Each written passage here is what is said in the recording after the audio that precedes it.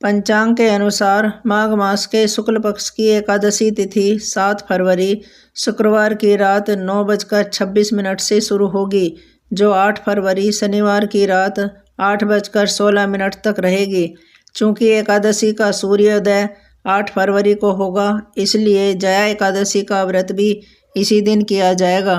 जया एकादशी 2025 के शुभ मुहूर्त हैं सुबह 8:30 से 9:54 तक, दोपहर 12:18 से 1:03 तक अभिजीत मुहूर्त है, दोपहर 12:41 से 2:04 तक और दोपहर 3:27 से 4:51 तक। 8 फरवरी शनिवार की सुबह जल्दी उठकर स्नान करें और एकादशी व्रत पूजा का संकल्प लें।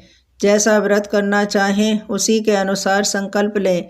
शुभ मुहूर्त से पहले पूजा की तैयारी कर लें। घर का कोई हिस्सा अच्छी तरह साफ करें और गंगा जल छिड़क कर इसे पवित्र कर लें।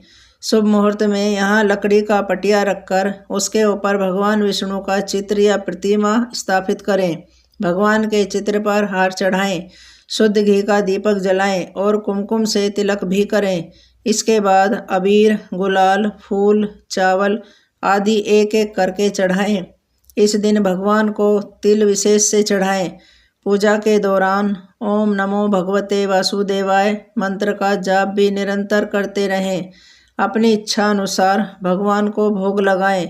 इसमें तुलसी के पत्ते जरूर रखें। पूजा के बाद आरती करें।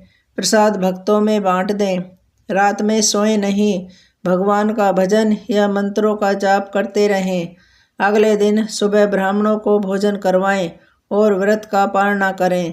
पारणा के बाद स्वयं भोजन करें। इस तरह जया एकादशी का व्रत करने से घर में सुख समृद्धि और शांति बनी रहती है। जया एकादशी की पूजन विधि। जया एकादशी के दिन सुबह जल्दी उठकर भगवान विष्णु का ध्यान करें और व्रत का संकल्प लें। स्नान ध्यान करने के बाद पूजा स्थल पर भगवान विष्णु की एक छोटी सी मूर्ति या तस्वीर स्थापित करें। अब विष्णु भगवान को चंदन का लेप, तिल, फल, दीपक और धूप चढ़ाएं। साथ ही इस दिन विष्णु सहस्त्र नाम और नारायण स्तोत्र का पाठ करना शुभ माना जाता है। देसी घी का दीपक जलाएं, फूल माला चढ़ाएं, चंदन का तिलक लगाएं और तुलसी पत्र अर्पित करें। भगवान विष्णु को पंचामृत, फल और मखाने की खीर या घर पर बनी कोई भी मिठाई अर्पित करें। एकादशी कथा का पाठ करें और श्री हरि के मंत्रों का जाप करें। आरती से पूजा पूर्ण करें और परिवार के सभी सदस्यों में पंचामृत बांटें। माघ मास के शुक्ल पक्ष की जया एकादशी की व्रत कथा। श्री कृष्ण भगवान बोले कि हे धर्मपुत्र, माघ मास के शुक्ल पक्ष की एकादशी को जया एकादशी कहते हैं। इस एकादशी के व्रत से मनुष्य भूत, प्रेत, पिशाच आदि की योनि से छूट जाता है। अतः इस एकादशी के व्रत को विधि पूर्वक करना चाहिए। एक समय देवराज इंद्र नंदन वन में विहार कर रहे थे। चारों ओर उत्सव का सा माहौल था। गंधर्व गायन कर रहे थे और गंधर्व कन्याएं नृत्य प्रस्तुत कर रही थीं। वहीं पुष्पावती नामक गंधर्व कन्या ने माल्यवान नामक गंधर्व को देखा और उस पर मोहित होकर अपने हाव भाव से उसे रिझाने का प्रयास करने लगी। माल्यवान भी उस पर मोहित होकर अपने गायन का सुर ताल भूल गया।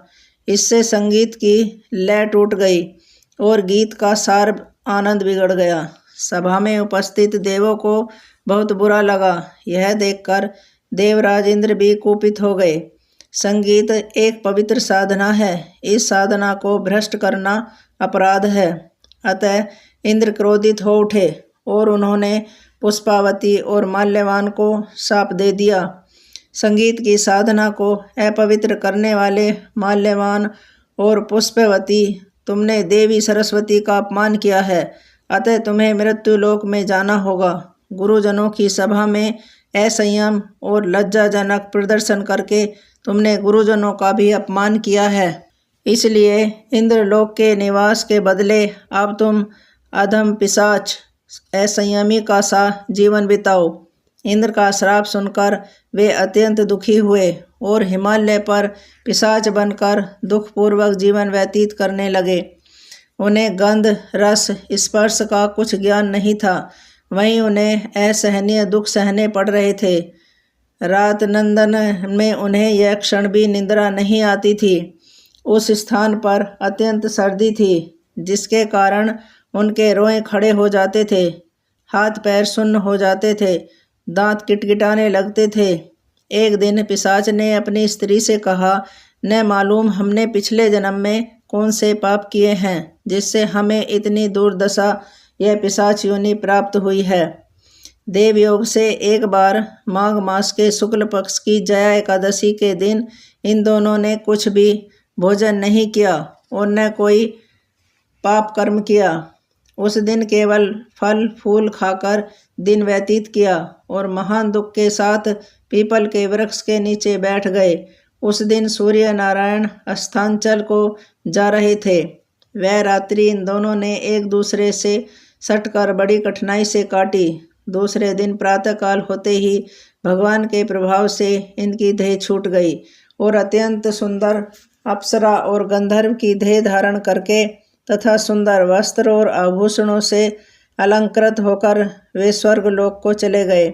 इंद्र को भी उन्हें इस रूप में देखकर महान आश्चर्य हुआ और उन्होंने पूछा, तुम्हें पिशाच योनि से किस प्रकार मुक्ति मिली? उसका पूरा वृत्तांत मुझसे कहो। माल्यवान बोला, हे देवेंद्र, भगवान विष्णु के प्रभाव तथा जया एकादशी के व्रत के पुण्य से हमारी पिशाच योनि छूटी है। इंद्र बोले कि हे माल्यवान, एकादशी व्रत करने से तथा भगवान विष्णु के प्रभाव से तुम लोग पिशाच की देह को छोड़कर पवित्र हो गए हो, इसलिए हम लोगों के भी वंदनीय हो गए हो।